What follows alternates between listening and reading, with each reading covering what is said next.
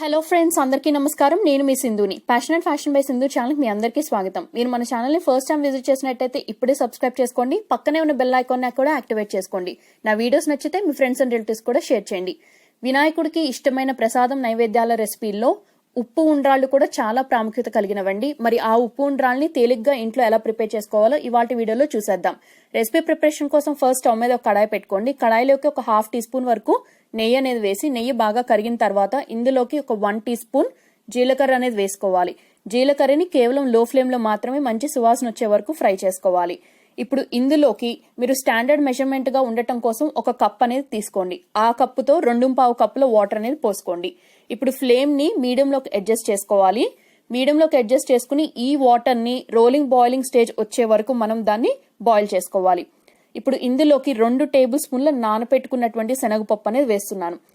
పచ్చి శనగపప్పుని బాగా శుభ్రంగా వాష్ చేసుకుని తగిన వాటర్ అనేవి పోసి 1 గంట పాటు నానబెట్టుకుని అందులో ఉన్న ఎక్సెస్ వాటర్ మొత్తం ఉంపేస్తే మనకి శనగపప్పు అనేవి నానిపోతాయి. ఆ శనగపప్పుని ఈ రెసిపీ ప్రిపరేషన్ లో యూజ్ చేయడం జరిగింది.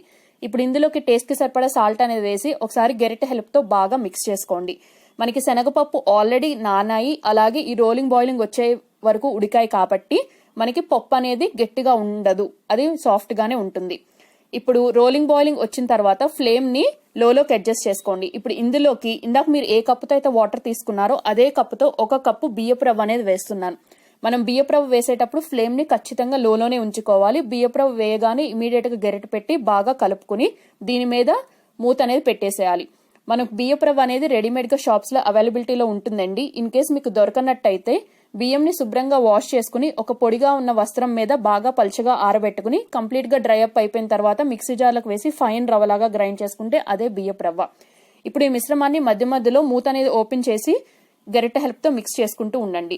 సో మనకి ఈ మిశ్రమం అనేది బాగా దగ్గరికి వచ్చేయాలి, అలాగే పాన్ నుంచి సెపరేట్ అయిపోవాలి. ఇందులో ఉన్న వాటర్ కంటెంట్ కూడా మొత్తం అబ్జర్వ్ అయిపోవాలి.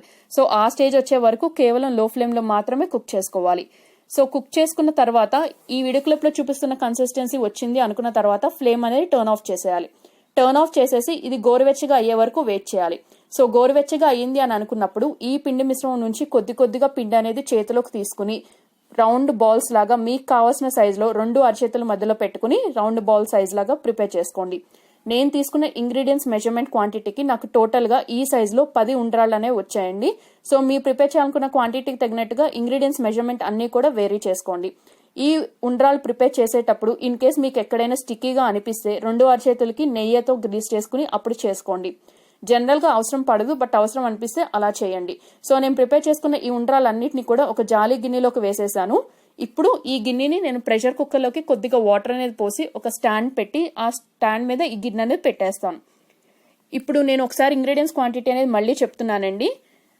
1 కప్పు బియ్యపు రవ్వకి 2.5 కప్పుల వాటర్, టేస్ట్ కి సరిపడా సాల్ట్, 2 టేబుల్ స్పూన్ల నానబెట్టుకున్న పచ్చి శనగపప్పు, 1/2 టీ స్పూన్ నెయ్యి, 1 టీ స్పూన్ జీలకర్ర.